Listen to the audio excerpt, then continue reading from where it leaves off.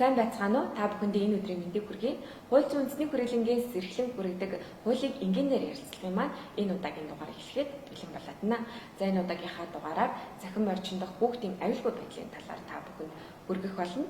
За энэ удаагийн дугаарт маань хууль зүйн төсөлцөөний төвийн өмгөөлөгч Мөнх Төвийн оролцож байна. Танд энэ өдрийн мэндийг хүргэе. За энэ өдрийн мэндийг хүргэе.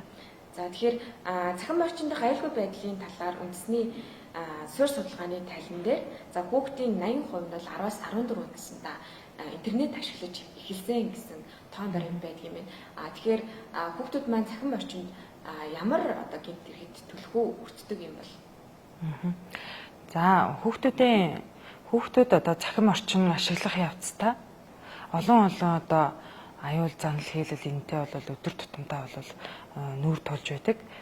За эдгээрийн дотроос насанд хүрсэн хүн ямар нэгэн байдлаар насанд хүрээгүй хүүхдтэй харилцаа үүсгэж, сошиал орчин ашиглаж, одоо харилцаа үүсгэх, дасгах замаар хүүхдийн бэлгийн харилцаанд одоо уруу татж байгаа үйл явц болвол дийлэнхтэй бол гарч байна. За үүнийг одоо статистик судалгаагаар гаргах нь бол илрүүлэхэд бол хүндрэлтэй байгаад байгаа. За харилцаа холбооны зохицуулах орооноос 2020 онд хийгдсэн одоо цахим орчинд хүүхдийн аюулгүй байдлын суурь судалгаагаар бол за энэ судалгаанд хамрагдсан хүүхдүүдээс 15 төрлийн цахим халдлагын талаар ийм судалгаа кейс бэлтгэж авсан байдаг. За энэ судалгаагаар бол энэ кейс агуулгад зөвхөн 13% буюу 10 хүүхдийн нэг нь л эдгээр 15 төрлийн цахим халдлагад өртөж байгаагүй гэсэн энэ судалгаа гарсан байдаг. Үлдсэн 87% нь бол энэ 15 төрлийн халдлагад ямар нэгэн байдлаар өртсөн гэсэн юм судалгаа гаргасан байт юм лээ. За цахим орчинд хүүхэд дээр дурдсан аюул занал хийлэлд өртөхөөс гадна за одоо альва хүчирхийлэл тийм ээ насан турш эсэгтэд зориулсан агуулмж бүхий одоо материал контенттэй бол өдөр тутамдаа бол нүүр тулж байгаа. За мөн дээрэс нь мөрөөдөө тоглоомын хэлбэртэй хүчирхийлэлтэй холбоотой ийм агуулга бүхий аюул заналууд бол өдөр тутамд нь одоо сошиал ашиглах явцад нь бол одоо тулгарч байдаг. За насан туршгүй хүүхдэд интернет ашиглах үед учирч болох бас нэг эрсдэл нь бол санхүүтэй холбоотой юм эрсдэл байгаа.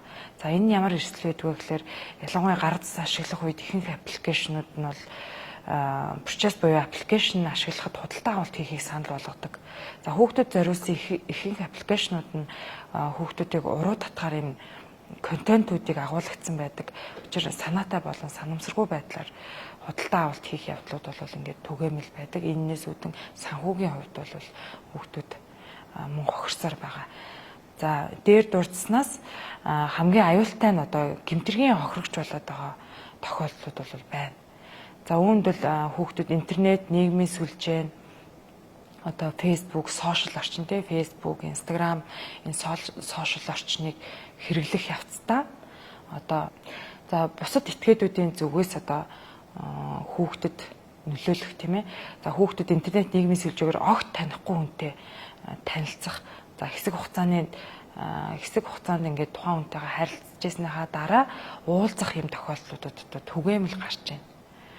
За зарим нэг жишээ дурдвал за иргэн аа одоо интернет, сошиал медиа ашиглахдаа одоо насан туршгүй хүүхдийг уруу татахын тулд өөрийн цахим хуудсыг одоо тухайн хүүхдэд зориулсан тийм бага насны хүүхд битээр одоо тухайн зураг хөргөө бага насны хүүхдийн зураг хөрөг хийх одоо профайл зураг бага насны хүүхд одоо Google-ийн киноны баатраар ч гэдэг юм уу орлуулж хийх одоо тийм хуурамч байдлыг бий болгоод за тэрний үндсэн дээр одоо насан туршгүй хүүхдүүдтэй одоо найз нь байна гэж харилцаж эхэлдэг. Би чиний одоо үеийнгийн ийм хүүхд байгаа юм.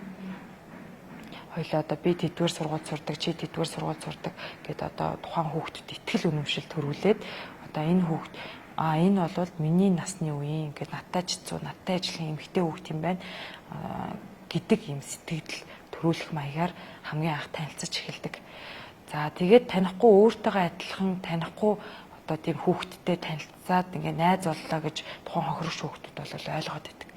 За ингэж явсаар гад хэсэг хугацааны дараа одоо хүүхдүүдийг дасгах байдлаар ингэж харилцаад хэсэг хугацааны дараа одоо уулзах байт юм уу те, уулзъя, тэнд уулзъя, энд уулзъя, одоо хоёлаа нүүр тулж уулзъя гэдэг юм уу, иймэрхүү байдлаар харилцаж эхэлдэг. За ингээ хүүхдэд тэртээ тэргүүн одоо ихтгэл өнөмшил төрсэн, одоо миний насны эрэгтэй ч эмэгтэй ч миний насны ийм хүүхд учраас тэнд уулзъя, парк дээр уулзъя гэдэг юм уу, иймэрхүү байдлаар урагтах ийм сошиал орчин ашиглаж урагтах ийм зөв бүс үйлдэлүүд бол гарч байгаа. Тийм. За мөн бас нэг жишээ дурдахад Иргэн Аа нь 2023 оны 1 сараас 2 сарын хооронд одоо өөрийнхөө захим хаягнаас 15 настай насанд хүрээгүй хохирогч Б гэдэг хүүхэд рүү захим хаягаар нь танилцаж ингээ харилцсан байгаа. Мөн удаан хугацаанд харилцсны дараа тухайн эмэгтэй хүүхдээс одоо өөрийнх нь тийм зүй бус зураг бичлэгүүдийг одоо аваад дараа нь түүгээрээ дамжуулан уг эмзэг мэдээллийг нь олон нийтэд тараана гэж сүрдүүлж дүрстэй ийм дуудлага хийхийг санал болгож сүрдүүлж байсан. Мөн дээрэс нь одоо тухайн үедээ бэлгийн харьцаанд орохыг ингээд шаардсан бүр ийм тохиолдлууд хүртэл бол байгаа гарсан. За мөн насан туршаагүй хохирогч Аатай цахимаар харилцах явцдаа түүн рүү одоо зүй бус насан туршсан хүмүүсийн одоо зүй бус агуулга бүхий зураг бичлэг зэргийг бол одоо байнгын илгээдэг байсан. Тухайн хүүхэд бол ингээд тэр хүний тухайн одоо гэмт хэрэгтний дарамтанд орж эхэлсэн байгаа. Сүрдүүлэг, дарамт, занл хийлэлт орсон байгаа. Тухайн иргэн бол бэлгийн харьцаанд орохыг, тухайн хүүхдийг бэлгийн харьцаанд орохыг санал болгож садар самонд уруу татсан юм үйлдэл бол гэмтэргийн шинжтэй үйлдэл бол гаргасан. За энэ кейс нь бол шүүхээр орж шийдвэрлэгдсэн. За тухайн иргэн бол эрэг үеийн тусгай ангийн 16 8 дугаар зөвлөлийн нэгд хэсэг зааснаар хүүхдийг садар самунд сурталчилсан, дүрс бичлэг зориуд үзүүлсэн, за бэлгийн харьцаанд орохыг санал болгосон гэх мэт ийм эдгээр ийм зүйл ангиудаар яс шийтгүүлсэн байна. За сүүлийн үед хүмүүс одоо интернет хэрэглээ өссөнтэй холбоотойгоор бол хүүхдүүдийн зураг, дүрс, бичлэгийг бол сошиал орчинд тавих тохиолдол бол цөөнгүй байдаг. Гэтэл одоо энэ нь яг зөвшөөрөлтэй зөвшөөрлгүй гэдээ янз бүр байгаа. Тэгэхээр ер нь зөвшөөрлгүй тавьсан ямар байдаг юм бол ямар зөвшөөрөлтэй байдаг юм бэ? За үүнд бол 2024 оны 1 сарын 17-ны өдрөөс ахуулаад хүүхд хамгааллын тухай хууль шинжилсэн найруулга ингээд батлагдаад 2024 оны 9-р сарын 1-ээс одоо батлагдаад хэрэгжээд эхэлж байгаа ийм хууль байгаа. За энэ хуулинд бол цоошинд бас нэг зохицуулалт орсон нь 25 дахь зүйл хэвлэл мэдээллийн өргөн нэвтрүүлэг захин орчинд дах хүүхд хамгааллын асуудал оруулж ирсэн маш шинэлэг зохицуулалт гэж харж байгаа. За энэ зохицуулалтаар юу гэж заасан бэ гэхээр альва хүн хуулийн этгээд нь тийм ээ хүүхдийн нэр төр алдар хүндийг гутаанд оромжилсан, за эсвэл хүүхдийн эцэг хасран хамгаалагч харгалзан дэмжигчийн зөвшөөрлгүйгээр хүүхдийн дуу дүрсний бичлэг хийсэн, за ийм агуулсан контент мэдээлэл бүтээлийг олон нийтэд түгээх хориглоно гэсэн юм заалт оруулж ирсэн. Тэгэхээр энэ нь ямар агуулгыг агуулад байна гэхээр тухайн хүүхдээс өөрийнх нь болон эцэг хасран хамгаалагч харгалзан дэмжигчийн зөвшөөрлгүйгээр альва дуу төхөн хүүхдийн талаар дуу дүрсний бичлэг хийх тийм ээ одоо ингэж олон нийтэд тараах энийг бол хуулиараа хориглоод өгсөн байгаа. За хэрвээ хүн хуулийн этгээд хэвлэл мэдээлэл өргөн нэвтрүүлэг одоо захим орчинд хориотой агуулга төгөөснөөс хүүхдийн эрх зөрчигдөж болцшгүй гэд ингээд үзвэл хинч байж болно одоо эцэгийг хасран хамгаалагч нь байд юм уу те иргэн таач байж болно. Хэрвээ ингэж үсэх юм бол гомдлоо хүүхдийн эрхийн улсын байцаагчд болон цагдаагийн байгууллагад гарах эрх нь бол энэ хуулиараа олгогдсон байгаа.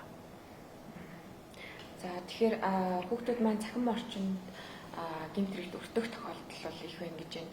Тэгэхээр эцэг эхчүүд болоо за хүүхдүүд өөрсдөө ч байж болно. Энэ хүү аюулаас ер нь яаж өөрсдөө хамгаалах шаардлагатай байна. За одоо мэдээллийн 900 гээд захим орчин чөлөөтэй хөгжчлөө одоо насанд хүрсэн хүрээгүй бүх хүмүүс одоо сошиал орчин буюу интернет хэрэглээ захим орчинг бол нээлттэй бүгд ямар ч бол ямар мэдээллийг авах ингээд бүрэн боломжтой болчлоо. Тэгэхээр хүүхдүүдэд бид нар одоо цахим орчин ашиглаж одоо бусад гэмт хэрэг зөрчилд холбогдох, хохирогч болох эдгээрээс эцэг эхчүүд бид нэр өөрснөө үр хүүхдээ одоо хамгаалах нь бол нэгдүгээрт үүрэг зүй ясны хэрэг болчиход байгаа. Болцшгүй эрсдлээс урьдчилан сэргийлэх нь хамгийн том хамгаалал болчиход байгаа. За үүнтэй холбоотойгоор эцэг эхчүүд одоо зөвлөгөө олгож хэлэхэд тийм ээ эцэг эхчүүд бид нар бол хяналтын системийг маш сайн ашиглах хэрэгтэй болчиход байгаа. За мөн веб бүтч дээр аюулгүй байдлын тохиргоог нь хийж өгөх тийм ээ. За онлайн тоглоом болон аппликейшнуудад хатуу нууцлалын тохиргоонуудыг хийж өгөх. За технологийн зохистой хэрэглээний талаар одоо гэр бүлийн тохиролцоо гэдэг юм уу те хүүхдтэйгээ тохиролцоонд хүрэх тийм ээ. Одоо өдөрт хэдэн цаг сошиал арчин ашиглана. Өдөрт хэдэн цаг одоо сошиалаас бусад одоо тоглоом байт юм уу бусад контент юмнуудыг ашиглана гэдэг тодорхой хэмжээний цаг гаргаж тодорхой хэмжээний хязгаарлалт тогтоож өгөх нь бол зүйтэй болоод байгаа. За мөн гэртээ төхөөрөмжгүй бүс гэсэн тийм цагуудыг гаргаж өгвөл тохиромжтой юм байлээ гэж одоо харж байгаа. За энэ нь яах вэ гэхээр одоо хоол идэх тийм ээ. Орой хоол идэх, унтах, тоглох ийм цагуудаа тэр сошиал орчинд өнгөрөх тэр цагаас хасах. Хоол идэхдээ одоо бүгд гар утас ашиглахгүй байх гэдэг юм үү те. Энэ тохиролцоонд хүүхдүүдтэйгээ ингээ ярилцаад энэ тохиролцоонд хүрээд одоо бяцхан гэрийн дүрмж гэдэг юм уу тиймэрхүү бас гаргаж болно шүү дээ. За иймэрхүү. За хувийн мэдээлэл хэрхэн нууцлах талаар хүүхдүүдтэй зааж өгөх ёстой. Хүүхдүүд бол одоо Instagram ашигладаг болчлоо, Facebook-ыг ашигладаг болчлоо. За бүр бага насных нь TikTok гэдэг аппликейшнийг ашигладаг болчлоо. Эдгээр аппликейшнууд нь бол бүгд мессенжер чаттай. Гаднаас одоо ямар ч танихгүй хүн хандаад мессежээр шууд ороод ирэх боломжтой байдаг. Тэгэхээр эдгээр ашиглаж байгаа аппликейшнуудад нь нууцлалын тохиргоог нь одоо эцэг их нь өөрснөө хийж өгд юм уу, нууцлалын тохиргоог нь ингэж хийш үү гэдгийг зааж өгд юм уу те. Иймэрхүү байдлаар бол хамгаалах нь бас элдв эрсдлээс хамгаалагдахаар байгаа. За мөн хүүхдүүдтэй одоо зохисгүй контентийг хэрхэн репорт хийх вэ гэдэг талаар нь бас зааж өгөх ёстой. Эдгээрийг бол эцэг их асран хамгаалагч нар бид нар өөрснөө зааж өгөхгүй бол одоо сургуулийн орчинд юм уу багш хичээлээрээ бол зааж өгнө гэсэн ойлголт бол ховор шүү дээ. Тэгэхээр найз нөхдөөрөө дамжуул сурна. Эсвэл эцэг харгалзан дэмжигч нар бид нар өөрснөө хүүхдүүдтэй зааж өгнө тийм ээ.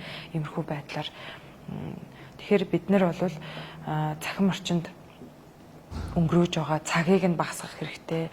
Хориглосон залтуудыг нь өөрсөнд нь зааж өгөх хэрэгтэй. Тэгээ хувийн мэдээлэлээ яаж хамгаалах ёстой гэдэг тэдгээрийг одоо тохиргоонуудыг нь зааж өгөх хэрэгтэй. За цахим орчинд өөрийг нь эвгүүцүүлэх, уурлуулах, ундууцуулах, айц төрүүлэх байт юм уу те. Ийм зүйлүүд ингээ харсан тохиолдолд өөрийгөө эхлээд буруутгахгүйгээр одоо хэрхэн тэрийг хүлээж авах вэ? Хэрхэн одоо ээж аавдаа хандах вэ гэдэг нь найз нөхдөдөө хандах вэ гэдгийг нь ярилцаж ойлгуулах хэрэгтэй гэж бол бодоод идэв. За мөн эцэг эхчүүд бид нэр хүүхдээ маш сайн ажиглаж авах хэрэгтэй юм шиг. Сошиал орчин ашиглаж авах явцдаа тийм ээ. Одоо хүүхд чинь сэтгэл готролд ороод байна уу? Одоо юу гэдэг хоол унднаас гараад байна уу? Зүгээр энгийн байдгаас нэг өөрчлөгдөд байна уу? Сэтгэл готрлын юм шинж тэмдгүүд илрээд байна уу гэдгийг бас маш сайн харж авах хэрэгтэй.